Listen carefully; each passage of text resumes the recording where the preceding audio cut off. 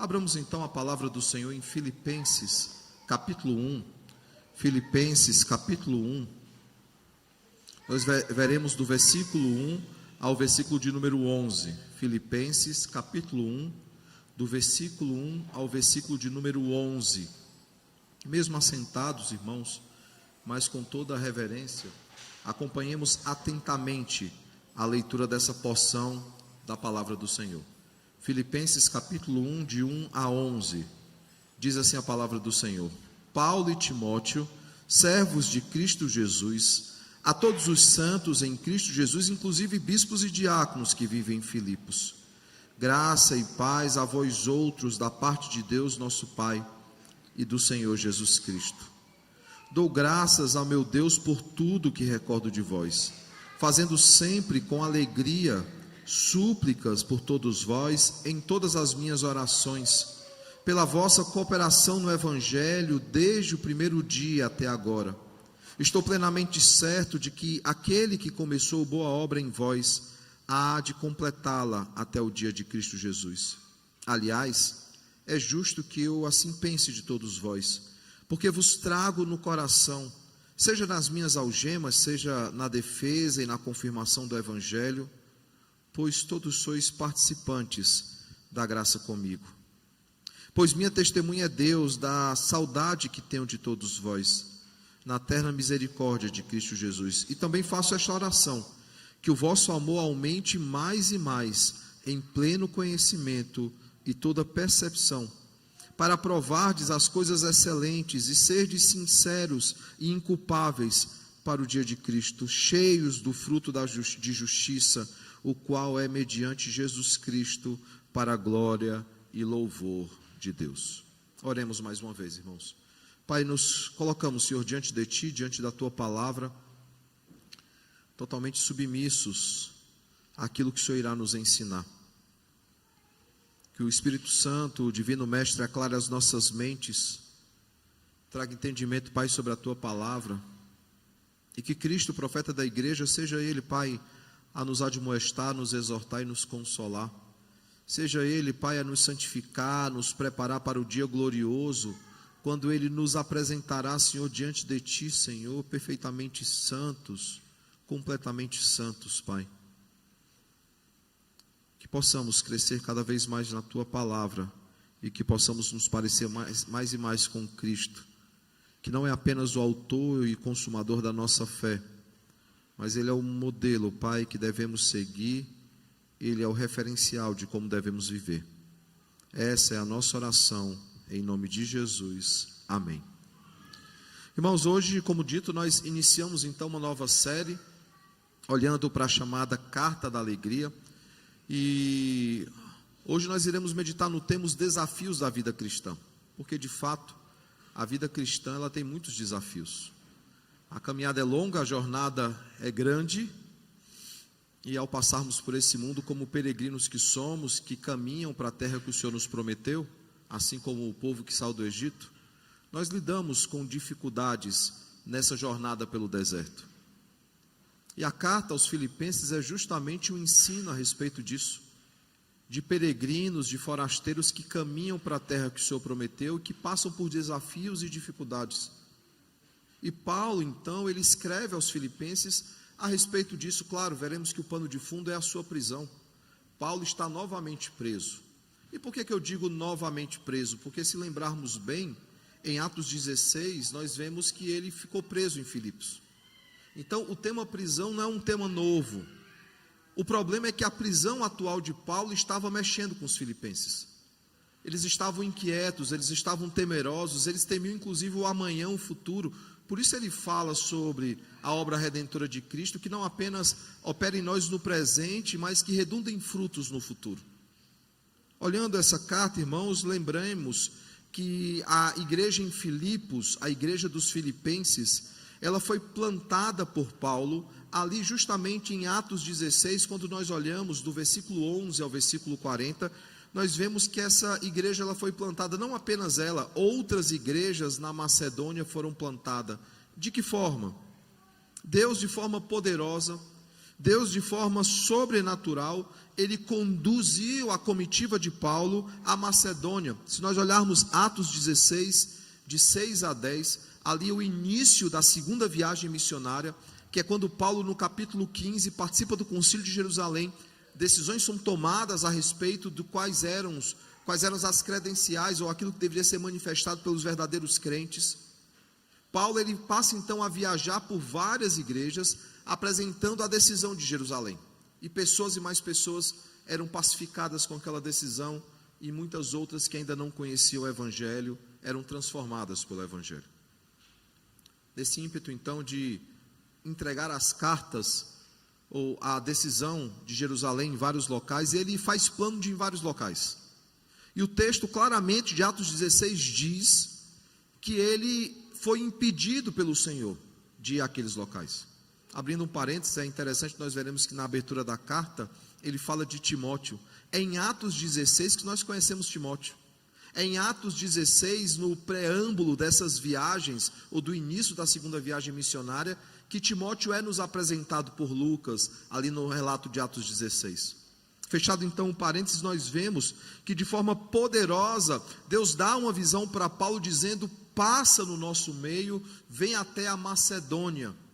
E Paulo então, de forma obediente, ele obedece ao chamado do Senhor, e ele vai para a Macedônia. E dentro da Macedônia, nós temos pelo menos duas igrejas fortes que surgiram. Nós temos a igreja de Filipos, a igreja dos filipenses, e nós temos a igreja de Tessalônica, a igreja dos tessalonicenses, que, como já vimos, ela é o referencial, ela é o padrão das igrejas na Macedônia, onde fica Filipos e Tessalonicenses, e também da Acaia, onde ficava Corinto. Quando olhamos então para Atos 16, e nós já olhamos para esse texto em outro momento, nós vimos, irmãos, que Paulo ele tem três ferramentas importantes, necessárias para que o evangelho fosse anunciado, para que o reino avançasse e para que houvesse então o fortalecimento da igreja. Quais eram essas três ferramentas?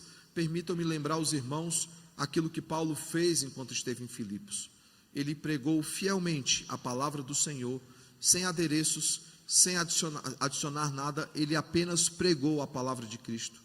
Depois ele fugiu de métodos que não eram bíblicos, ele fugiu de métodos antibíblicos. Ele inclusive combate uma jovem possessa que achava que poderia ser a arauta do evangelho, mesmo endemoniada. Ela dizia: ouvi esses homens, porque eles vêm da parte do Senhor. É interessante que o mesmo Paulo, nós olhamos para isso lá atrás, o mesmo Paulo que diz: não importa quem pregue, o importante é que se prega a palavra do Senhor, ele se sente ofendido daquela que é a arauta, a anunciadora dos anunciadores, fosse uma jovem possessa, e o texto diz que ele perde então a paciência e ele tira o demônio. Aquela jovem possessa era uma jovem adivinhadora e gerava lucro aos seus senhores. Isso resulta na prisão de Paulo. E ao estar então preso, ao invés de reclamar do cárcere, o texto diz que ele orava ao Senhor, que ele cantava hinos de gratidão ao Senhor, e ele dava testemunho na prisão.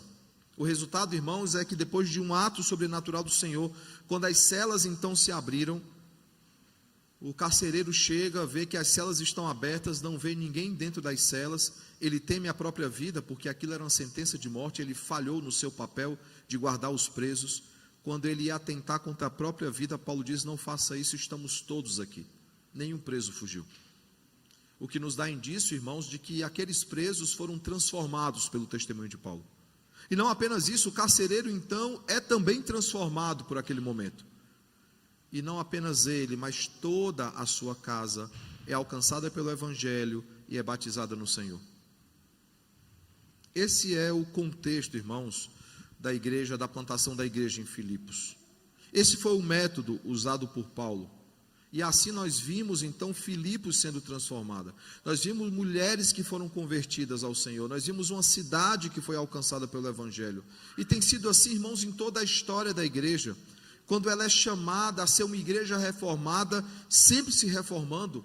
Isso não é uma mudança do conteúdo, não é uma mudança do conteúdo, o conteúdo é o mesmo. É um conteúdo que transforma a igreja para que ela seja um agente de transformação. E esse processo de transformação, ele é um processo contínuo, ele é um processo constante para uma santificação que é e sempre será progressiva até o dia de Cristo. Porque aquele que começou a boa obra em nós, há de completá-la. Esse processo de santificação, nós estamos nele, o Senhor está nos preparando para o dia glorioso, como vimos no texto. Falando então do texto, especificamente do texto dessa manhã, nós vemos então, irmãos, que antes de mais nada, Paulo, como ele faz em outras cartas, ele faz uma introdução por meio de uma saudação inicial. Esse inclusive é um dos argumentos para dizer que ele não pode ter escrito Hebreus, porque Hebreus não tem essa característica. E lembrem, irmãos, nós normalmente quando olhamos para as cartas, eu me refiro por exemplo a Tessalonicenses, nós teríamos um sermão de como a igreja foi plantada, Atos 16, mas esse sermão nós já tivemos.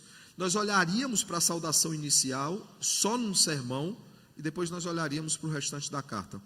Como temos tempo, apenas 2 meses, nós olharemos hoje para a saudação inicial e para os primeiros trechos. Olhando então, irmãos, para a saudação inicial, é necessário lembrar o motivo da carta aos Filipenses que eu já citei. Os irmãos de Filipos, eles estavam angustiados, eles estavam entristecidos, por isso a carta da alegria, eles estavam entristecidos com a prisão de Paulo. Eles temiam que a prisão de Paulo pudesse atrasar o avanço do evangelho e, acima de tudo, eles não poderiam mais ser instruídos a respeito da palavra do Senhor. Como o evangelho seria pregado se o principal dos apóstolos, aquele que pregou o evangelho para eles, estava preso? Ele sendo preso, por que eles não deveriam também temer uma prisão? E Paulo então escreveu, mesmo tendo os seus problemas, mesmo tendo as suas preocupações, ele escreve então uma carta para encorajar esses irmãos.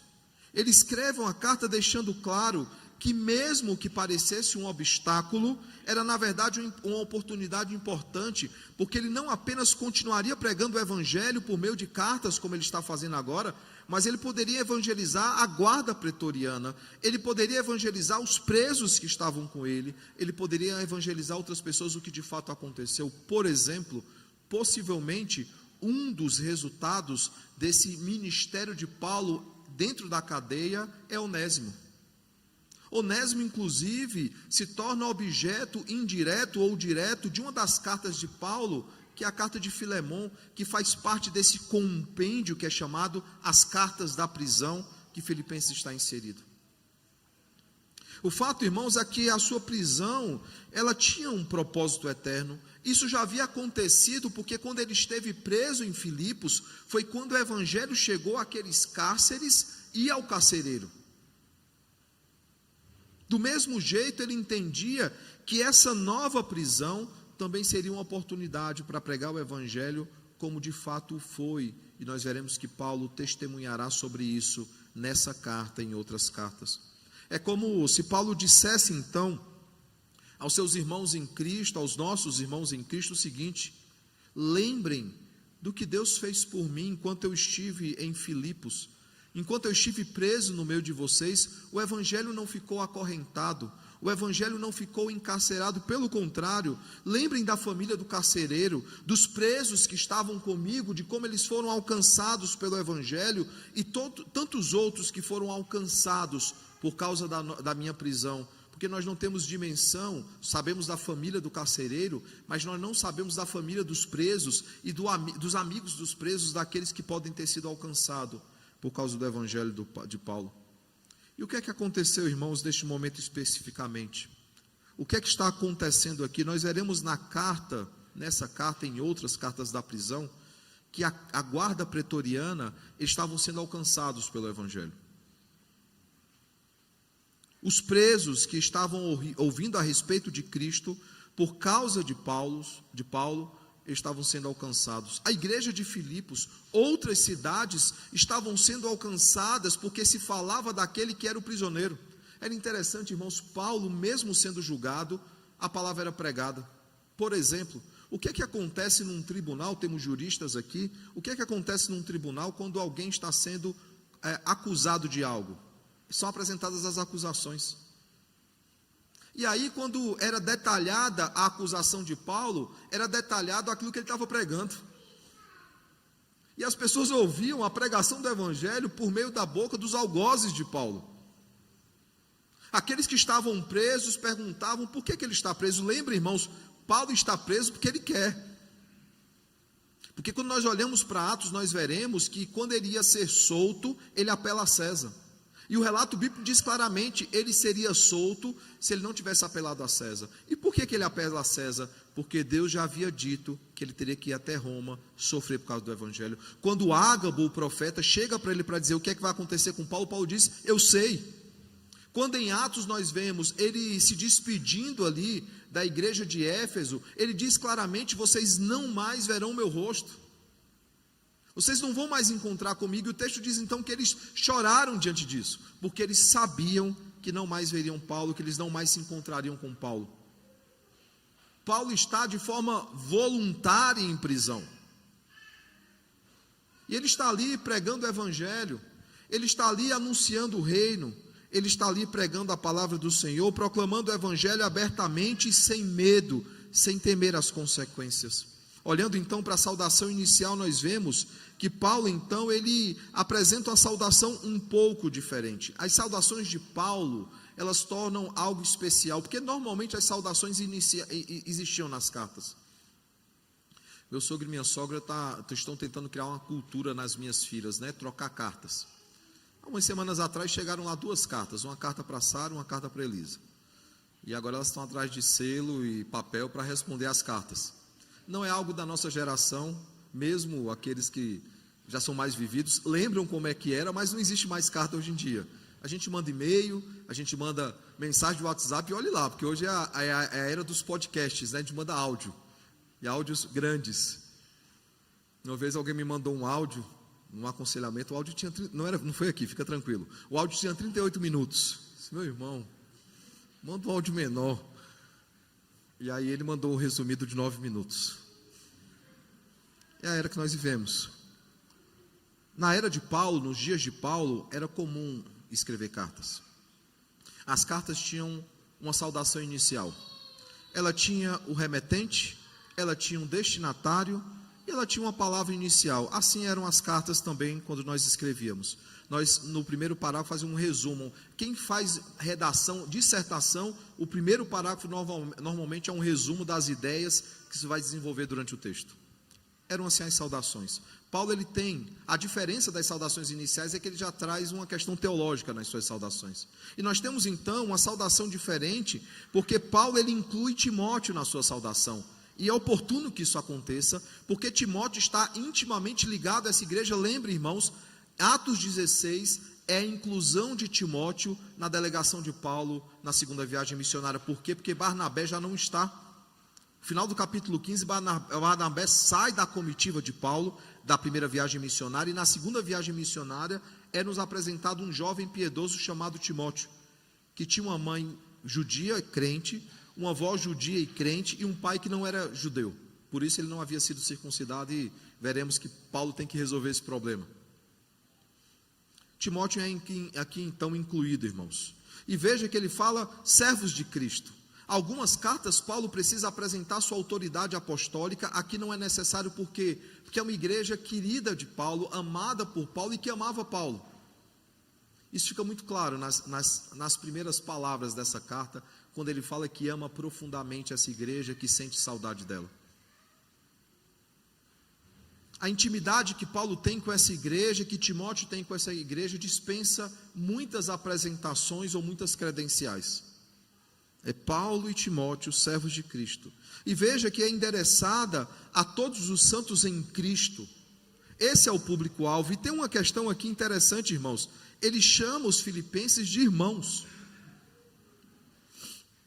Há um vínculo fraterno entre eles, um vínculo amoroso entre eles. Ele ama esses irmãos, e esses irmãos são amados por ele. E continua, ele fala, inclusive, bispos e diáconos que vivem em Filipos. Sabe o que é interessante, irmãos? Se nós pegarmos as datações, a segunda viagem missionária, ela acontece ali por volta da metade da década de 50 do primeiro século. Peguemos aí 55, 56 mais ou menos. Essa carta ela é escrita já na década de 60, talvez entre 60 e 62 depois de Cristo. Por que isso é importante, irmãos? Porque ele está escrevendo para uma igreja que é nova, uma igreja que é recém-plantada, uma igreja que existe há pouco tempo, mas ela já tem bispos ou presbíteros e diáconos. É uma igreja já organizada. Num contexto nosso de igreja, nós sabemos que uma igreja às vezes demora um pouco para ser organizada. Infelizmente, há congregações que têm 15 anos de vida, 18 anos de vida, porque não há liderança capaz. Filipos tem liderança capaz. E lembre, irmãos, o primeiro público-alvo dessa igreja são mulheres que oravam ali no Rio, que estavam ali e são alcançadas pelo Evangelho. Mas nós vemos que homens também foram alcançados e preparados e assumiram então liderança na igreja. Eles fazem parte desse grupo dos santos, presbíteros e diáconos que estavam à frente dessa igreja liderando. Ou seja, irmãos, era uma igreja, nós temos diante de nós uma igreja que é atuante, nós temos uma igreja que é santa, nós temos uma igreja que tem sua programação, que tinha os seus cultos aos domingos, uma igreja que se reunia durante a semana, como vemos em Atos 2, eles iam de casa em casa, repartindo aquilo que eles tinham, comendo juntos, tendo tudo em comum. Essa igreja era uma igreja organizada, que tinha uma liderança instituída. E vejam como essa igreja, irmãos, ela se iniciou e como é que ela está agora. Vocês conseguem perceber como essa igreja ela é forte, como essa igreja ela é uma igreja madura. Mas mesmo assim, essa igreja ela tem dúvidas. Mesmo assim, essa igreja está angustiada. Mesmo assim, essa igreja está preocupada. Ela se preocupa com as coisas que podem acontecer por causa da prisão de Paulo. Paulo então deseja, irmãos, alegrar esses irmãos. Ele deseja trazer palavras de encorajamento. Ele deseja, irmãos, chamá-los a continuar na perseverança do Evangelho, mesmo diante das algemas, mesmo diante da prisão, mesmo diante das dificuldades que se levantavam. E como é que eles deveriam fazer isso, irmãos? Bem, do versículo 3, ele termina o verso 2 dizendo: graça e paz a vós outros, da parte de Deus nosso Pai e de nosso Senhor Jesus Cristo. E aqui é a saudação do Novo Testamento, a saudação do Antigo Testamento era a paz do Senhor, o Shalom, era assim que os judeus eles se cumprimentavam. Já no Novo Testamento a saudação da igreja é graça e paz, que era uma junção entre o mundo gentílico e o mundo judeu, mas mais do que isso era um lembrete que é a graça que nos conduz à paz com Deus, é o sacrifício gracioso de Cristo que nos leva a estar em paz com o Senhor. E aí do verso 3 ao verso de número 11, irmãos, então, ele traz algumas questões importantes para a vida da igreja, relacionada não apenas aos filipenses, que Paulo orava constantemente por eles, mas relacionado, irmãos, a todos nós. Ele deseja algumas coisas para a igreja do Senhor, e é óbvio, irmãos, que esse desejo, ele não se resume, ele não se restringe à igreja de Filipos, ele serve para toda a igreja do Senhor, espalhada por toda a face da terra, em todas as épocas, em todos os lugares, em todos os tempos. A pergunta é: o que é que Paulo ele deseja então à igreja de Cristo, à igreja do Senhor? A primeira coisa, irmãos, ele deseja que essa igreja tenha contentamento em Deus. Paulo inicia aqui, interessante, falando do passado, ele usa o verbo recordo, ele recorda, ele traz à memória, irmãos, desafiando para que eles olhassem para o passado deles, e ao mesmo tempo desafia-os a olhar para o futuro, quando diz: aquele que começou a boa obra, ou seja, no passado, há de completá-la, ou seja, algo que transcorre no presente, no dia de Cristo, ou seja, uma ação que é futura. Perceba o que é que ele faz, ele fará isso, perceberemos, no momento que caminhamos na carta, em toda a carta, que Paulo ele constantemente, não apenas em Filipenses, mas também em outros escritos, ele faz esse jogo de viagem no tempo. Ele olha para a obra no passado, ele mostra a obra consumada no futuro, e ele nos chama no presente a viver para o Senhor. E veja aqui, irmãos, que esse futuro, ele passa por um presente, que é uma vida de santidade diante do Senhor, uma vida de cooperação. Por que eu uso a palavra cooperação? Porque a obra de Cristo em nós, ela tem uma ação cooperativa. A salvação que é feita em nós, através de nós, ela é um ato solitário do Senhor. O Pai, o Filho e o Espírito Santo salva a sua igreja. Mas a santificação, ela envolve não apenas a soberana vontade de Deus, mas a responsabilidade humana, o homem desenvolvendo a sua salvação com temor e tremor, mesmo sabendo que é Ele quem opera em nós o querer e o realizar. É isso que Filipenses 2 vai nos ensinar mais à frente. Quando olha para Filipenses capítulo 1, verso 4, João Calvino, ele comenta o seguinte, ele diz que a alegria, ela aponta, ou seja, o contentamento, ela aponta para a obra que Cristo fez em nós no passado, enquanto Paulo ora para que essa obra continue também no futuro. E é exatamente isso que Paulo afirma. Ele diz que intercede pelos irmãos, ele ora pelos irmãos, para que essa obra ela seja completa. E é preciso, irmãos, que sejamos contentes com as bênçãos que o Senhor tem nos dado, quando lidamos com situações de adversidade, de dificuldade, com imposições que nos são feitas, com barreiras que são colocadas diante de nós. É necessário que tragamos à memória aquilo que nos traz esperança, e o que nos traz esperança é justamente a obra de Cristo em nós e através de nós. É isso que enche o nosso coração de alegria, é isso que enche o nosso coração de contentamento. Aquele que começou a boa obra de nós, há de completá-la até o dia de Cristo. Quando temos dúvidas da nossa fé, quando temos dúvidas na nossa caminhada, nós precisamos sussurrar aos nossos próprios ouvidos, ou orar dentro dos nossos corações: aquele que começou a boa obra, há de completá-la até o dia de Cristo. Isso deve encher, irmãos, os nossos corações de alegria, isso deve trazer aos nossos lábios um sorriso de contentamento. Nós não estamos aqui soltos, Deus não está alheio ao seu povo, não, Ele cuida do seu povo. E Paulo, ele está contente com a fé dos filipenses, e ele chama também que eles têm o mesmo sentimento. Paulo não está preocupado com as cadeias, ele não está preocupado com o futuro que se aproxima dele, que é o futuro de morte. Ele sabe que ele morreria por causa daquela prisão, mas ele sabe que há algo superior que espera por ele. Ele entende que não é o fim. Em dado momento na carta, como nós veremos ainda no capítulo 1, ele diz o seguinte: o meu coração está dividido entre estar com o Senhor, que é infinitamente melhor, ou continuar nessa terra servindo ao Senhor. Esse deve ser, irmãos, o sentimento da igreja. E Paulo, ele deseja não apenas expressar o seu contentamento, ele é contente com a sua vida, ele é contente com a vida dos filipenses, mas ele deseja também, além de expressar o seu contentamento, ele deseja, irmãos, ensiná-los a viver do mesmo jeito, pelos motivos que ele apresenta já nessa introdução, e que ele apresentará nos próximos versículos, durante o desenvolvimento dessa carta. Quantas vezes, irmãos, estamos desanimados, preocupados, com problemas que não são nem grandes, aí nós nos encontramos com aquele irmão, que luta contra alguma doença sem cura, que está no fim dos seus dias, e mesmo diante de limitações, ele louva ao Senhor e ele é contente no Senhor. Eu lembro sempre de uma irmã, que eu cresci em Fortaleza, eu não era sequer seminarista, era presidente da mocidade, líder de jovens, e eu lembro de uma irmã que eu visitava, o grupo de jovens visitava essa irmã, que ela estava em câncer terminal. Aqueles que já acompanharam pessoas em câncer terminal sabem que não é uma cena muito agradável, não apenas pelo que nós vemos, mas pelo que nós sentimos em relação àquela pessoa, de como seus dias estão findando, de como ela sente dores, como precisa estar medicada o tempo todo, para que essas dores não aumentem.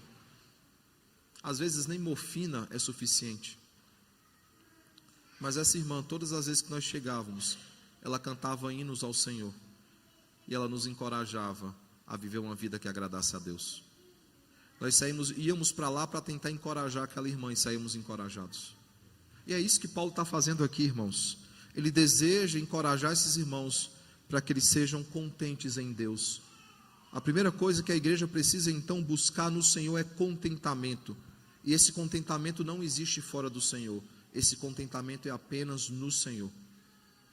Por isso que Pedro diz, quando fossem confrontados, passando por dificuldades, por perseguição, quando eles fossem confrontados e perguntassem: por quê? Qual é a razão? Qual é o motivo da esperança de vocês? Eles deveriam estar preparados para dar a razão da esperança que há em nós.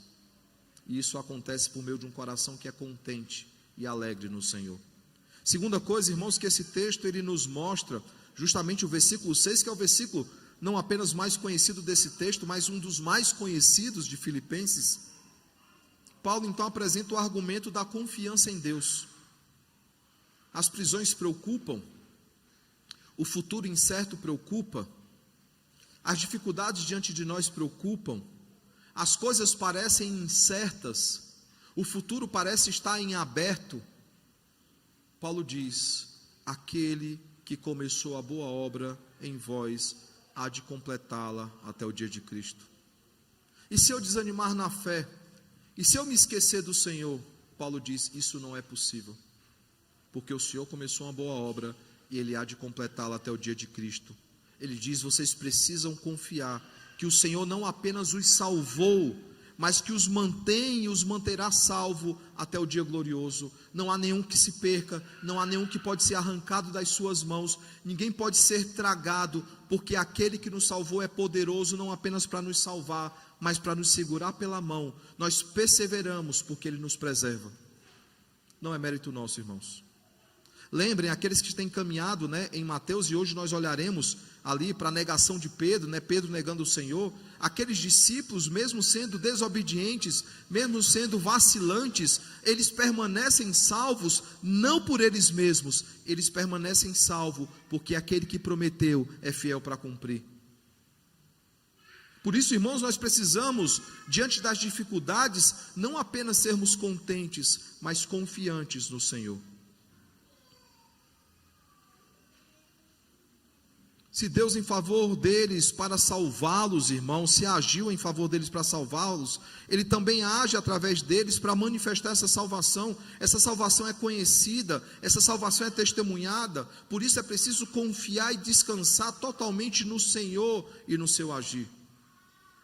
Nós tivemos um programa no Bússola, agora sexta-feira, aqueles que não assistiram, eu aconselho que assistam, todos, claro, mas esse foi especial, falamos de 2026, e ao falarmos disso, eu lembrei as palavras do meu primeiro pastor. Meu primeiro pastor, ele ainda é vivo, acredito, nunca mais, não tive notícia diferente disso. Pastor ali da igreja presbiteriana de Fortaleza, pastor emérito, foi pastor 39 anos de uma mesma igreja, algo muito raro nos nossos dias. Foi o pastor da minha infância, do começo da minha adolescência, reverendo Antoniel Martins.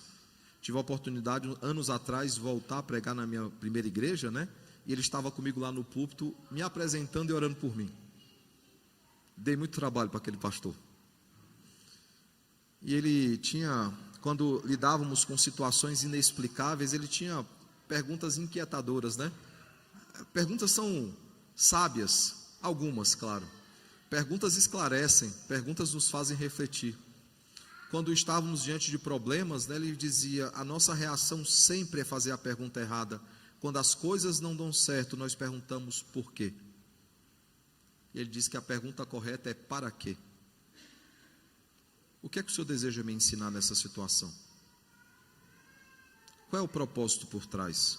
Senhor, eu não entendo porque isso está acontecendo, mas o Senhor tem um propósito eterno. O Senhor tem um propósito glorioso e proveitoso, glorioso para Deus e proveitoso para nós, porque todas as coisas cooperam, boas e ruins, para o bem daqueles que amam o Senhor.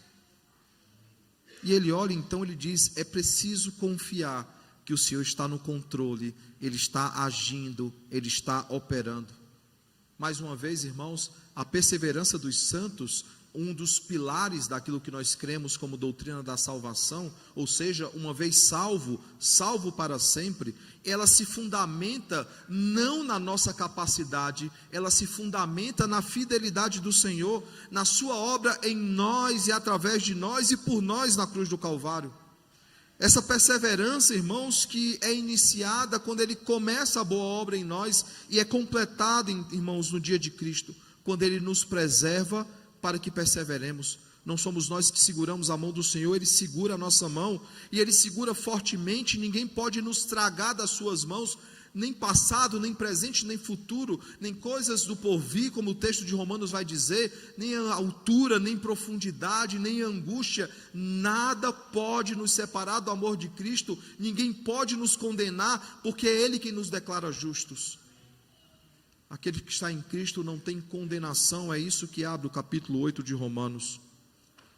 E nós precisamos, irmãos, confiar nessa verdade. Nenhum se perderá das mãos do Senhor, porque aquele que nos segura é poderoso para não nos soltar. É isso que Cristo diz em João 6. Ninguém pode arrebatá-los das minhas mãos. Terceiro, não é apenas um chamado ao contentamento em Deus, não é somente um chamado da confiança em Deus, mas é um chamado para o crescimento em Deus. E aí, irmãos, do verso 7 até o verso de número 11, Paulo dedicará o seu tempo a falar sobre crescimento.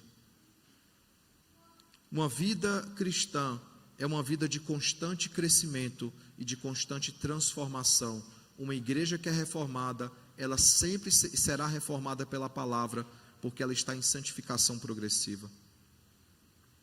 Após, irmãos, manifestar sua impressão sobre os filipenses, o que ele pensava dos filipenses, da fé dos filipenses, após manifestar o seu sentimento pelos filipenses, ele então os chama ao crescimento.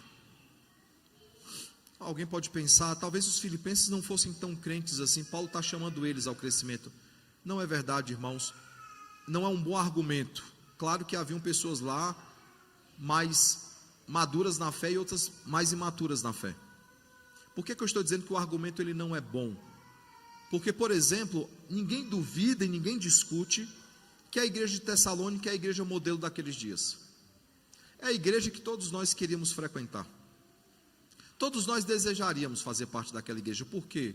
Porque ela é uma igreja que tinha uma fé operosa, tinha um amor profundo, fraterno e uma esperança escatológica, ou seja, na volta de Cristo. E não é só por causa disso, porque Paulo diz que eles são modelo para os crentes na Macedônia e na Acaia. Mas ainda assim Paulo chama eles para o crescimento. Crescimento, irmãos, é uma ordem para todo crente. Nenhum crente é convertido e está pronto. Nós passamos por um processo de santificação. E essa transformação, irmãos, que o Evangelho faz em nós, essa santificação que é operada em nossas vidas, ela precisa ser manifestada, ela precisa ser visível, ela precisa ser pública.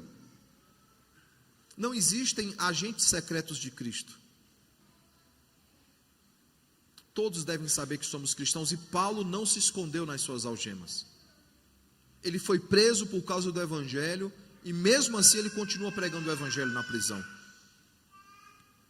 E Paulo diz então que é preciso crescer no amor, e é interessante essa expressão que ele vai usar, porque ele vai dizer o seguinte, verso 9: e também faço esta oração, que o vosso amor aumente mais e mais. E aí alguém pode achar que é amor por amor, né? Que é qualquer tipo de amor, de qualquer forma de amor. Não, irmãos, esse amor ele precisa crescer em pleno conhecimento e com toda a percepção, ou seja, com discernimento. O nosso amor ele é guiado, ele é regido, ou a forma como nós amamos, pela palavra de Deus. E Paulo então ele vai dizer isso, que eles deveriam crescer em amor. Esse amor deveria ser um amor bíblico, um amor que envolvia discernimento. E esse amor precisava ser distinto, distinguido entre todas as coisas. Para isso precisamos viver uma vida que é sincera, uma vida de consciência limpa, irmãos, sendo então preparado pelo Senhor para o dia glorioso. Verso 10 ele vai inclusive dizer que nós precisamos ser cheios do fruto de justiça. É interessante isso, né, irmãos? É sempre no singular. Paulo é um que nos ensina essa lição, né? As obras da carne no plural, mas o fruto de justiça, o fruto do Espírito, sempre no singular. Por quê? Porque eu não vou escolher se eu quero mansidão, eu não vou escolher se eu quero domínio próprio, eu não vou escolher um aspecto, todos eles estão no pacote. Pastor, eu não tenho tanto domínio próprio assim. Ore ao Senhor e peça que Ele desenvolva no seu coração domínio próprio. Pastor, eu não tenho tanta longanimidade, assim, eu não sou muito paciente, o meu ânimo não é muito longo, eu perco a paciência facilmente. Ore e peça ao Senhor: Senhor, desenvolva no meu coração fruto de justiça, desenvolva no meu coração o fruto do Espírito, todas as suas facetas, todos os seus aspectos. E não se preocupe, irmãos, todos nós estamos em crescimento. Alguns aqui têm qualidades espirituais que outros ainda não têm. E eu não vou falar de dons, porque alguns têm uns dons e outros têm outros dons, e no meio dessa multiplicidade de dons nós nos completamos. Mas o fruto do Espírito todos devem buscar, e ele tem muitos aspectos dentro dele. Alguns têm uns, outros têm outros, mas a gente vai um ajudando o outro para que desenvolvamos todos juntos. Precisamos ser cheios, irmãos, do fruto da justiça, que é uma consequência da justiça que foi operada em nós por meio de Cristo. A declaração de justiça que recaiu sobre nós, não há condenação. E essa justiça que foi infundida em nós, ela ocorre por causa do sacrifício de Cristo, de uma obra que Ele iniciou lá atrás, mas que Ele vai completar até o dia de Cristo. Ninguém será perdido nesse processo. Mas é preciso lembrar, irmãos, que aqueles que foram verdadeiramente convertidos pelo Senhor, aqueles que tiveram verdadeiramente a obra iniciada nas suas vidas, que será completada no futuro, esses que têm a boa obra começada em nós, precisa manifestar frutos dignos do Senhor. E que frutos são esses? Um crescimento diário, um crescimento constante, que só se encerra na glorificação. Nós só baixamos a guarda quando o Senhor está diante de nós no dia glorioso, ou quando Ele nos recolhe para si. Enquanto aqui estamos, irmãos, nós crescemos e crescemos. Um pregador puritano chamado Dallimore, ele foi questionado uma vez por que os puritanos eles não faziam apelo, Por que nas igrejas, hoje é de fato apelativo, O apelo, como ele é conhecido hoje, não é aquilo que era feito antes, a confrontação de pecados, arrependam-se porque o fim está próximo. É algo que infelizmente foi criado por um presbiteriano. Esse presbiteriano, ele mentiu nos seus votos de ordenação. Foi perguntado se ele cria na doutrina reformada, se ele subscrevia os símbolos de fé de Westminster, e ele falou: subscrevo. E depois chamado Finney, Charles Finney, e depois ele sai daquela reunião, ele pergunta: o que é símbolos de fé de Westminster? Ele nunca tinha ouvido falar naquilo. E ele vai ler os documentos e fala: de forma alguma eu creio assim, porque ele era um cara arminiano. Então ele cunha a expressão, a confissão de fé é o papa de papel da igreja presbiteriana. Esse homem criou o apelo, que é de fato o que a palavra diz, um apelo. Então esse pastor puritano, então, perguntado: como é que então, se não havia apelo, como é que ele sabia que as pessoas se convertiam? Como é que reconheciam que as pessoas estavam sendo alcançadas pelo Evangelho? E a resposta dele foi o seguinte, muito simples: eles continuavam indo para a igreja e as suas vidas eram constantemente transformadas.